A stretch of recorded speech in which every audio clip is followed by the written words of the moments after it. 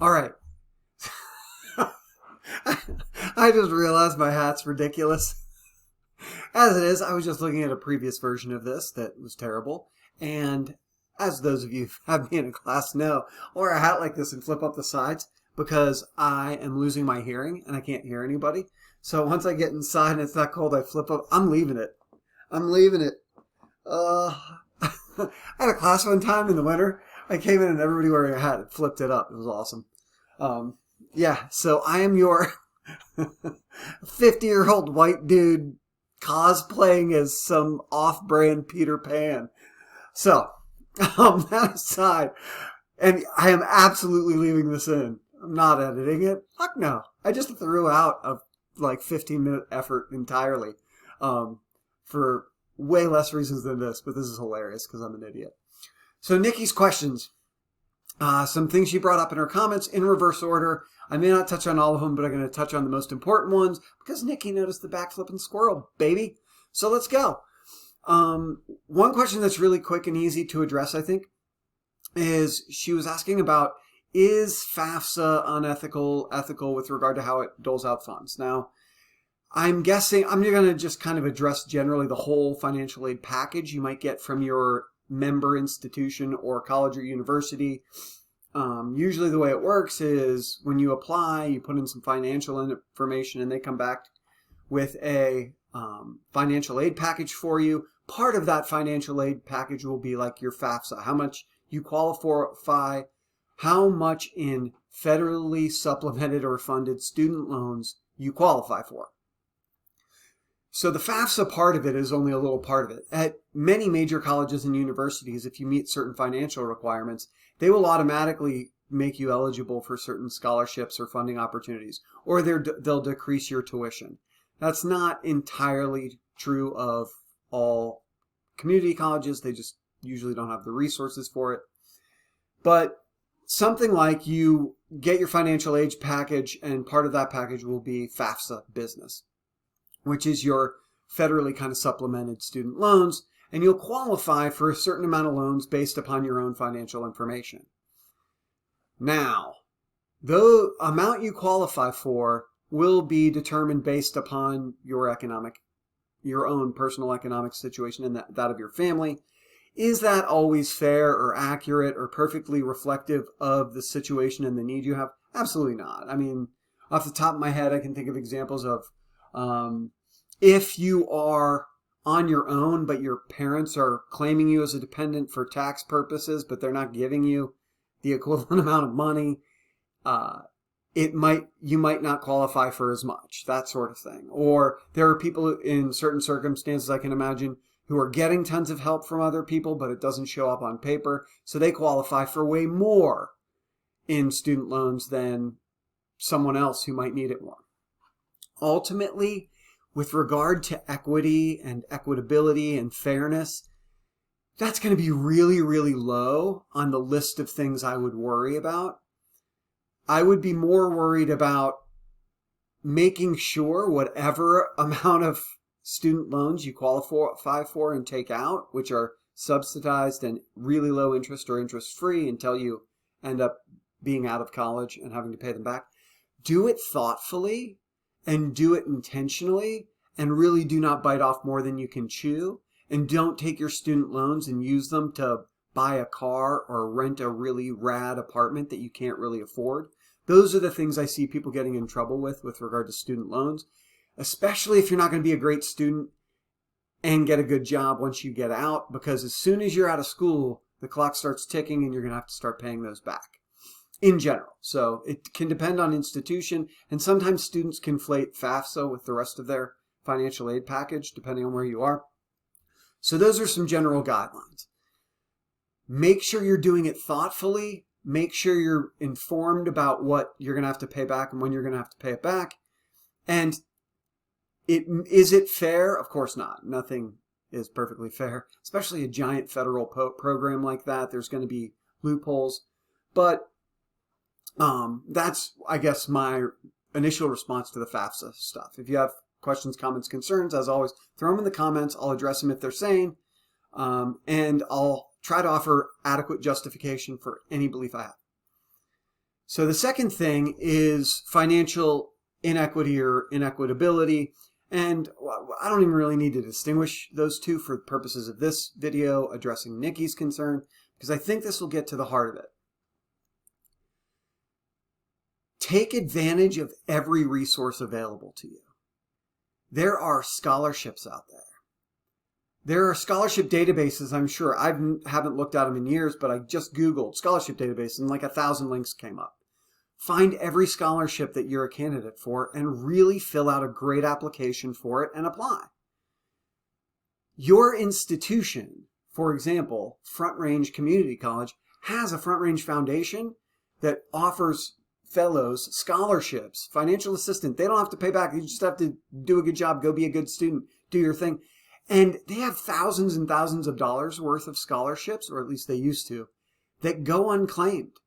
People don't apply for them. People that don't meet the minimum criteria don't apply, or people don't know they exist. Some of them go without being given out all the time.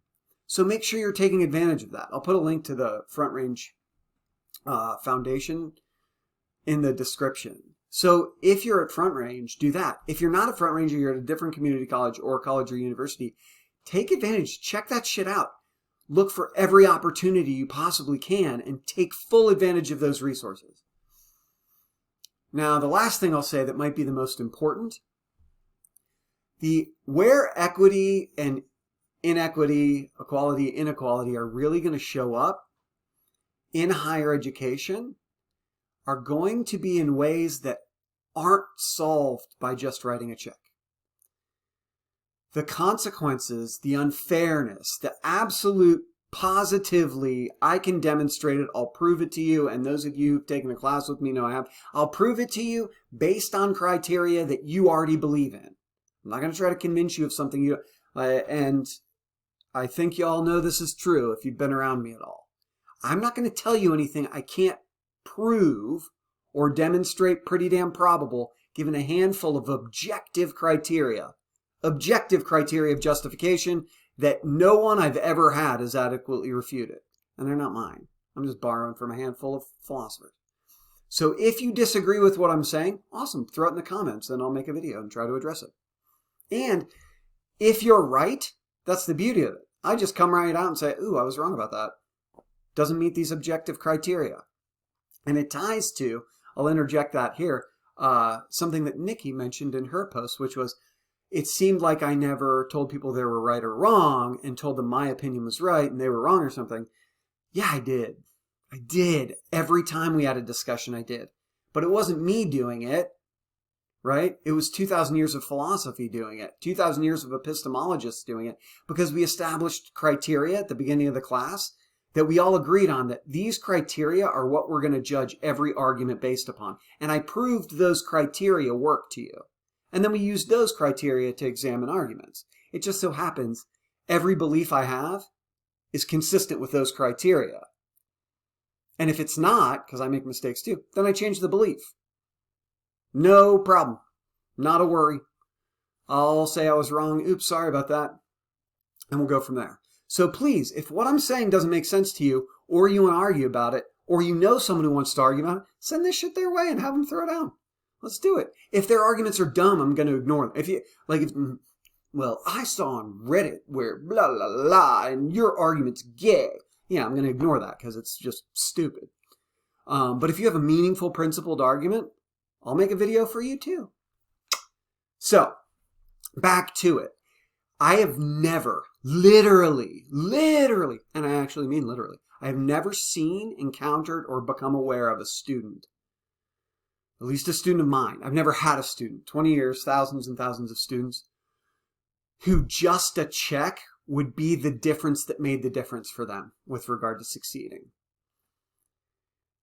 In part because there are so many resources available and good students can take advantage of them, whether it's scholarship, funding, supplemented or funded student work jobs.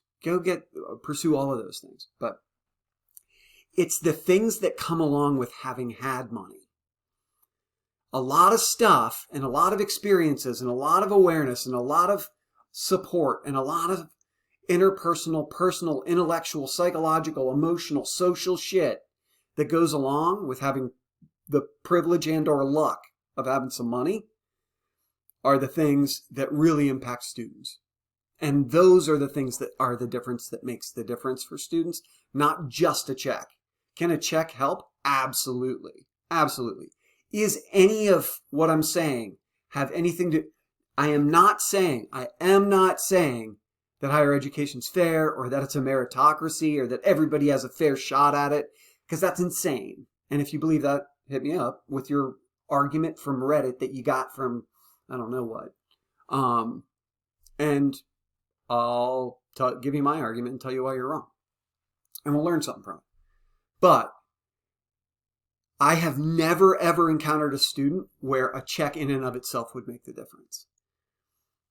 In part because there's so many ways to work around the money issues. One, you can plan appropriately. Like I was saying before, maybe you can't afford to be a full-time student right now.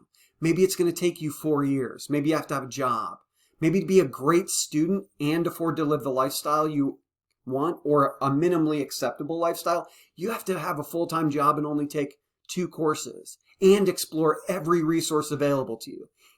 Is it fair that you have to do that and other people, Chads of the world, do not? Oh my God, when I get to be a Chad. No, it's not fair. It's totally unfair.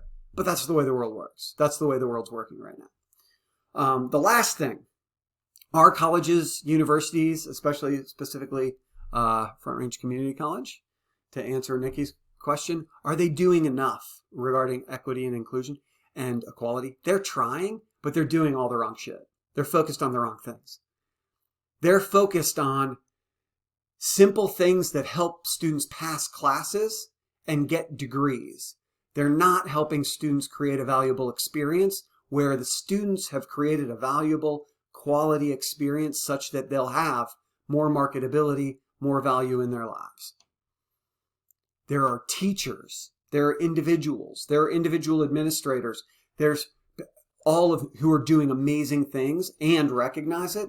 But as a whole, the institution, there's nothing about it that's focused on really helping you develop all the skills, abilities, wisdom, understanding, knowledge that comes from having the experiences the rich kids have that the poor kids didn't have. And it's one of the reasons why I'm not there anymore, to be honest. TBH. So, I think that addresses Nikki's questions, even one of her comments which wasn't a question. FAFSA, probably not fair. No giant federal program is.